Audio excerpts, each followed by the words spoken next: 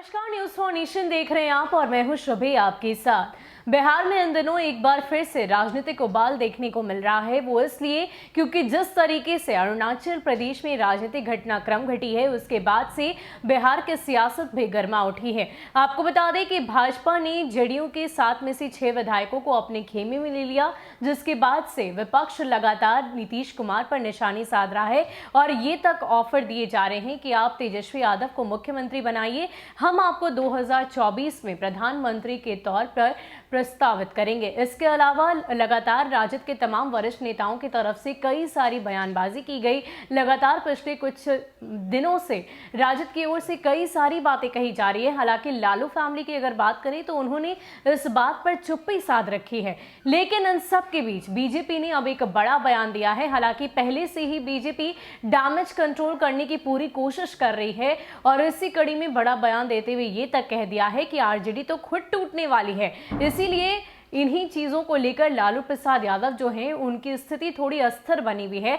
आपको बता दें कि लालू प्रसाद यादव की जो छवि है वो बिल्कुल ही एक वाचाल नेता के तौर पर है, लेकिन इन दिनों जो बिहार में सियासत चल रही है उसको लेकर लालू प्रसाद यादव बिल्कुल चुप हैं। ऐसे में क्या कुछ मायने हैं इसको बताते हुए बीजेपी ने साफ तौर पर कह दिया है कि आरजेडी में खुद से ही ट्वीट होने वाली है और शायद यही वजह है कि लालू प्रसाद यादव जो है उनकी स्थिति स्थिर बनी हुई है, वो कुछ भी कहने और करने के मूड में नहीं है। इसके अलावा बीजेपी ने और क्या कुछ कहा है आपको बताते हैं विस्तार में। आपको बता दें कि पिछले 3 दिन में आरजेडी के बिहार की एनडीए सरकार पर किए गए ताबड़तोड़ हमले से राजनीतिक माहौल गर्मा गया है। हालांकि एनडीए की ओर से भी आरजेडी को करारा जवाब दिया गया है। खुद मुख्यमंत्री ने जेडीयू में किसी तरह की टूट को बेबुनियाद और बकवास बताया। वहीं बीजेपी और जेडीयू के प्रवक्ता और नेताओं ने आरजेडी पर ताबड़तोड़ हमले करने शुरू कर दिए हैं। अब तो बीजेपी की तरफ से ये भी कहा जा रहा है कि आरजेडी के ही कई विधायक टूटकर बीजेपी में शामिल होने को तैयार बैठे हैं।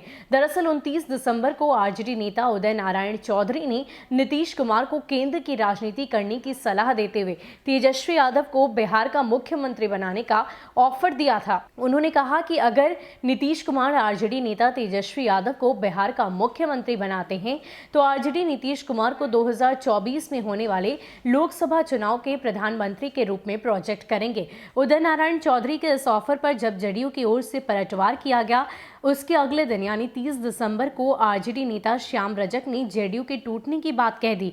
श्याम रजक ने यहां तक कह दिया कि उनके 17 विधायक लगातार आरजेडी के संपर्क में हैं, वो कभी भी जेडीयू छोड़कर आरजेडी में शामिल हो सकते हैं। हालांकि आरजेडी नेता के इस दावे की धज्जियां उड़ाते हुए मुख्यमंत्री नीतीश कुमार ने खुद इसे बकवास करार दिया और ये तक कह दिया कि ये बातें बिल्कुल बेबुनियाद है। आरजेडी के दोनों दाव फेल होने के बाद 31 दिसंबर को आरजेडी दफ्तर के बाहर एक पोस्टर लगाया गया जिसमें नीतीश कुमार को गद्दी पर बैठे हुए दिखाया गया और बीजेपी के नेता को आरी से कुर्सी को काटते दिखाया गया।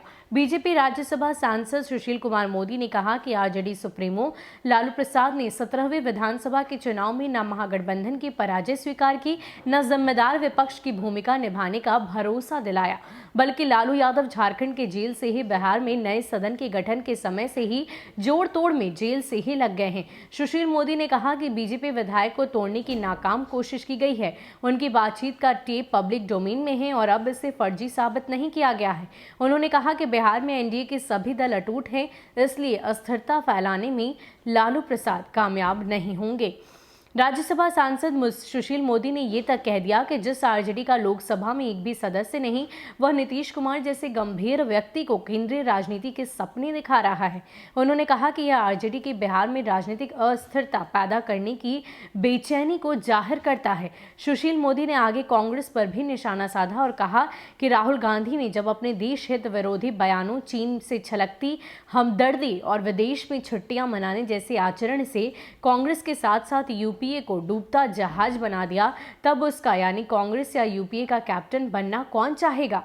उन्होंने अपनी बात यहीं अंत नहीं की। उन्होंने ये तक कह दिया कि वर्ष 2020 ने कोरोना संकट पैदा किया, लॉकडाउन में जीने की चुनौती बढ़ाई और चीनी सीमा पर सैन्य गतिरोध पैदा किया। उस कठिन दौर में नई वैक्सीन की आहट, रोग प्रतिरोधक क्षमता के प्रति अतिरिक्त जागरूकता के साथ वायुसेना को राफेल विमानों की ताकत दी गई। इसके अलावा अर्थव्यवस्था में तेजी से सुधार के संकेत, 8 नए एम्स की स्थापना पर कार्यारंभ शुरू कर दिया गया है। तो एक तरफ जहां विपक्ष की ओर से लगातार नीतीश कुमार को तरह तरह के ऑफर दिए जा रहे हैं, उन्हें सचेत और सतर्क कराया जा रहा है कि कहीं ना कहीं आपके साथ आपकी जो पार्टी है वो भीतरघात कर रही है, आपकी जो दोस्ती है वो टूटने वाली है। ऐसे में अपने आप को सुरक्षित कर लीजिए और हमारे साथ हो जाइए। और यहाँ तक बयान दे दिया गया कि श्याम रजक ने कह दिया कि 17 विधायक जो हैं वो उनके सीधे संपर्क में हैं, जो कि बिल्कुल बेताब हैं राजद में आने के लिए। लेकिन इस सभी बातों को खारिज करते हुए नीतीश कुमार ने साफ तौर पर कह दिया कि ये तमाम बातें जो हैं वो बिल्कुल बेबुनियाद हैं और इसमें कोई भी सच्चाई नहीं। और अब बीजेपी ने साफ तौर पर राजद पर हमला करते हुए ये कह दिया है कि ये जो पार्टी है वो खुद ही टूटने के कगार पर है, उनकी ही विधायक सुरक्षित नहीं, वो नहीं चाहती तेजस्वी यादव के नेतृत्व में रहना और ये दूसरों पर सिर्फ और सिर्फ सवाल ही खड़ा कर सकते हैं। फिलहाल के लिए इतना ही। ऐसे ही अपडेट्स के लिए आप हमारे साथ बने रहिए और देखते रहिए न्यूज़ फॉर नेशन। नमस्कार।